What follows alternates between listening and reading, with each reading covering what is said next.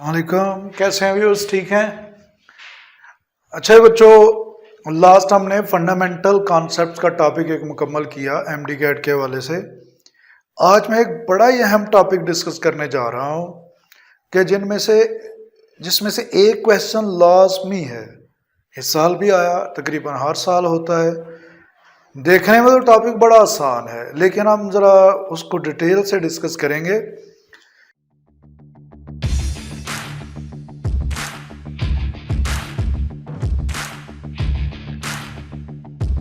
अच्छा बच्चों, noble gases की आयोनाइजेशन एनर्जी बड़ी हाई होती है, उसकी क्या वजह होगी? नोबल गैसेस की आयोनाइजेशन एनर्जी के ज्यादा होने के रीजन इनके आउटर मोस्ट इलेक्ट्रॉनिक शेल का, उसके सब शेल्स का, पी सब शेल्स का या एस सब शेल का in case of helium completely filled होना है। उनकी इलेक्ट्रॉनिक कॉन्फ़िगरेशन बड़ी स्टेबल है, उसमें से इलेक्ट्रॉन्स को निकालना बहुत मुश्किल होगा। सबसे कम आयोनाइजेशन एनर्जी पीरियोडिक टेबल में अल्कली मेटल्स की होगी और सबसे ज्यादा नोबल गैसेस की होगी। अच्छा बच्चों, अभी हम एक कॉन्सेप्ट की तरफ जाने लगे हैं। First, second, third, fourth ionisation energy. हमारे पास Mg है। Mg का एक गैशियस एटम है, इसमें 2 इलेक्ट्रॉन होते हैं वैलेंस शेल में। अगर हम एक इलेक्ट्रॉन निकालते हैं तो हमें एनर्जी देना पड़ती है इसको टोटल 738 kJ पर मोल।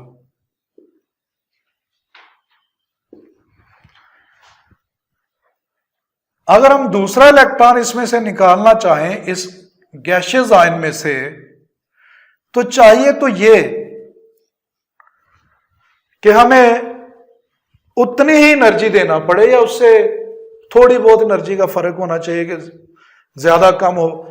लेकिन जब हम दूसरा इलेक्ट्रॉन निकालना चाहते हैं, क्योंकि इसमें 2 इलेक्ट्रॉन थे वैलेंस शेल में, एक निकाला गया तो इतनी। अगर हमने दूसरा निकालना है, इसका डाई पॉजिटिव आयन बनाना है, एक इलेक्ट्रॉन और रिमूव करना है, तो जो हमें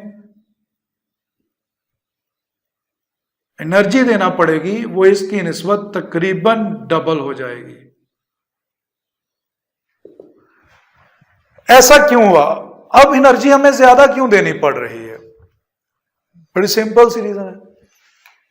जब हम एक इलेक्ट्रॉन निकालते हैं तो ये बन गया पॉजिटिव आयन, इसका साइज भी छोटा हो गया। एक चीज, साइज छोटा हो गया, साइज भी छोटा हो गया, न्यूक्लियर पुल में इजाफा हो गया। अब बाकी के इलेक्ट्रॉन्स को न्यूक्लियस बड़े स्ट्रांगली अपनी तरफ अट्रैक्ट कर रहा है, तो दूसरे इलेक्ट्रॉन को निकालना इसलिए कदरे मुश्किल हो गया। अच्छा बच्चों, अगर हम इसमें से एक तीसरा इलेक्ट्रॉन निकालते हैं, फर्ज करें कि ये Mg डाई पॉजिटिव आयन, तीसरा इलेक्ट्रॉन निकाला गया, कैस करेंगे अब एनर्जी कितनी होगी? हम सोचते हैं कि ये डबल हुई थी, अब डबल हो के कोई 3000 के करीब चली जाएगी। लेकिन जब हम इसकी थर्ड आयोनाइजेशन एनर्जी चेक करते हैं तो हमें पता चलता है कि ये तो इससे कोई 5-6 गुना ज्यादा होगी। ऐसा क्यों हुआ?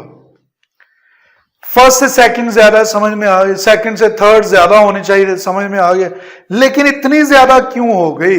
इसके पीछे क्या लॉजिक है, क्या वजह है?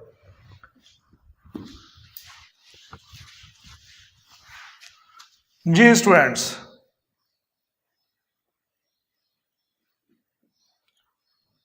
हाँ, क्या वजह हो सकती है? वेरी गुड, शाबाश। क्योंकि आखिरी शेल से इलेक्ट्रॉन निकल चुके, 2 इलेक्ट्रॉन थे वैलेंस शेल के, वो निकल चुके। अब तीसरा इलेक्ट्रॉन रिमूव किया जा रहा है अंदर वाले शेल से, सेकंड लास्ट से, तो उस पे अट्रैक्शन पहले से ही ज्यादा है, तो थर्ड आयोनाइजेशन एनर्जी और ज्यादा हो जाएगी। किसी भी एटम की टोटल आयोनाइजेशन एनर्जीज कितनी हो सकती हैं? हाँ भाई, कार्बन के कितनी हो सकती है आयोनाइजेशन? कार्बन की, ये एंटीडेस में आ चुका है जो क्वेश्चन, कार्बन की टोटल आयोनाइजेशन एनर्जीज कितनी होंगी? चलें गैस करें। 2, 4, 6, 8। मुझे पता है अक्सर ने तो यही गैस किया है। लेकिन इसकी टोटल आयोनाइजेशन एनर्जी 6 होंगी। आयोनाइजेशन एनर्जी 6 इलेक्ट्रॉन है टोटल, 4 आखिरी शेल के हैं, 5वां और छठा उससे अंदर वाले का है, पहले का है, तो वो भी तो आयोनाइजेशन एनर्जी इसमें ही आएगा ना। हम सारे निकाल सकते हैं और उतनी ही आयोनाइजेशन एनर्जीज होंगी। हमें कैसे पता चला कि कार्बन के आखिरी शेल में 4 इलेक्ट्रॉन्स हैं? How was it discovered for the first time? How was it guessed for the first time carbon has 4 electrons in the valence shell? और भाई ये भी आयोनाइजेशन एनर्जी से पता चला। जब तक आयोनाइजेशन एनर्जी एक स्मूथ ट्रेंड में बढ़ती है तो वो आखिरी शेल के इलेक्ट्रॉन्स निकलते हैं।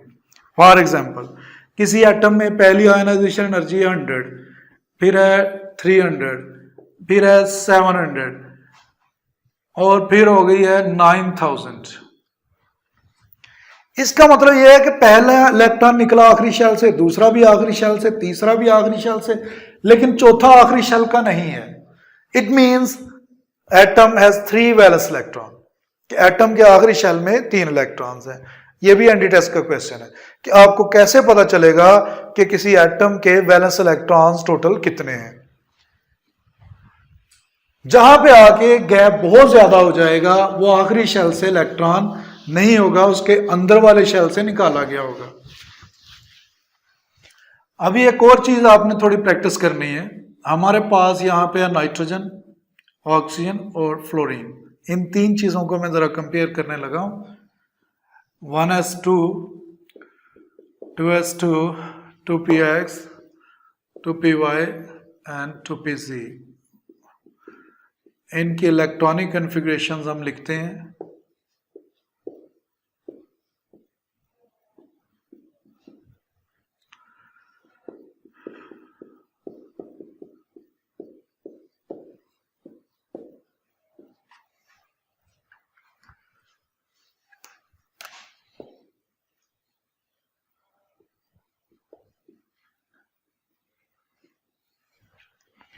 इन तीनों में से फर्स्ट आयोनाइजेशन एनर्जी किसकी ज्यादा होगी? अगर हम फर्स्ट आयोनाइजेशन एनर्जी की बात करें, फर्स्ट आयोनाइजेशन एनर्जी ये ज्यादा होगी फ्लोरीन की, नाइट्रोजन से, और नाइट्रोजन की ऑक्सीजन से। ये आपने याद रखना है कि फर्स्ट आयोनाइजेशन एनर्जी का ट्रेंड क्या है। होना तो ये चाहिए था फ्लोरीन की ज्यादा होती है ऑक्सीजन से और ऑक्सीजन की नाइट्रोजन से, लेकिन इसकी ज्यादा होने की वजह स्टेबल इलेक्ट्रॉनिक कन्फिग्रेशन है। अगर हम सेकंड आयोनाइजेशन एनर्जी की बात करें, सेकंड आयोनाइजेशन एनर्जी किसकी ज्यादा होगी? सेकंड में आप एक एक इलेक्ट्रॉन इनसे रिमूव करते हैं, एक इसका निकाल दें ये, और एक इसका, और ये एक इसका। सेकंड आयोनाइजेशन एनर्जी किसकी ज्यादा होगी? आप देखें इन तीनों में से सबसे स्टेबल किसकी इलेक्ट्रॉनिक कन्फिग्रेशन है? अब ऑक्सीजन की स्टेबल है। सेकंड आयोनाइजेशन एनर्जी ऑक्सीजन की होगी, ऑक्सीजन के बाद फ्लोरीन, फिर उसके बाद नाइट्रोजन। दूसरा इलेक्ट्रॉन ऑक्सीजन से निकालना ज्यादा मुश्किल होगा क्योंकि आप उसमें हाफ फिल्ड है, ऑक्सीजन के पॉजिटिव आयन में सारे पी सब शेल। अब थर्ड इलेक्ट्रॉन की अगर बात करें, एक एक और निकाल दीजिए, सेकंड भी निकल गया। अब थर्ड किसकी ज्यादा होगी? थर्ड फ्लोरीन की ज्यादा होगी ऑक्सीजन से, ऑक्सीजन की ज्यादा होगी नाइट्रोजन से। Third ionization energy fluorine. अब यहां पे चूंकि वो स्टेबिलिटी वाला रोल नहीं रहा, सबसे ज्यादा थर्ड आयोनाइजेशन एनर्जी फ्लोरीन की है, फिर ऑक्सीजन, फिर नाइट्रोजन। ये रिवर्स होते रहते हैं, ये आपने याद रखना है। ये भी एंटी टेस्ट में पूछ लिया जाता है। जरूरी नहीं कि वो फर्स्ट का ट्रेंड पूछे, सेकंड का पूछ सकता है, थर्ड का पूछ सकता है। आयोनाइजेशन एनर्जी से हमें और किस चीज का पता चलेगा? आयोनाइजेशन एनर्जी से हमें यह पता चल सकता है कि कोई चीज कितनी ज्यादा मेटेलिक या नॉन मेटेलिक है। जिस किसी एलिमेंट की आयोनाइजेशन एनर्जी ज्यादा होगी वो एलिमेंट उतना ज्यादा नॉन मेटेलिक होगा, जितनी ज्यादा कम होगी उतना ज्यादा मेटेलिक होगा। तो अल्कली मेटल्स की सबसे कम सबसे अच्छी मेटल्स, मेटेलिक कैरेक्टर सबसे ज्यादा। फर्ज करें कि कहा जाता है कि ए बी सी डी इनकी आयोनाइजेशन एनर्जीज ये हैं 10, 200, 50, 600। बताएं इनमें से सबसे अच्छी मेटल कौन सी है, गैस करें।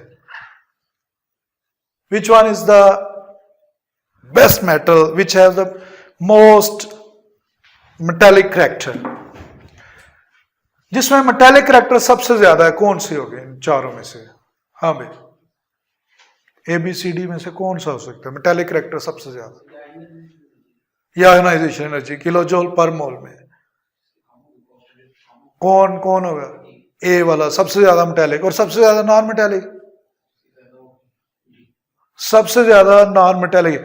जितना ज्यादा आसान होगा इलेक्ट्रॉन को निकालना, उतना ही ज्यादा किसी एलिमेंट का मेटेलिक कैरेक्टर होता है, उतनी ज्यादा अच्छी बेहतर वो मेटल होती है। और जितना मुश्किल हो इलेक्ट्रॉन को निकालना, ऐड करना आसान हो, उतना ज्यादा नॉन मेटेलिक कैरेक्टर होता है।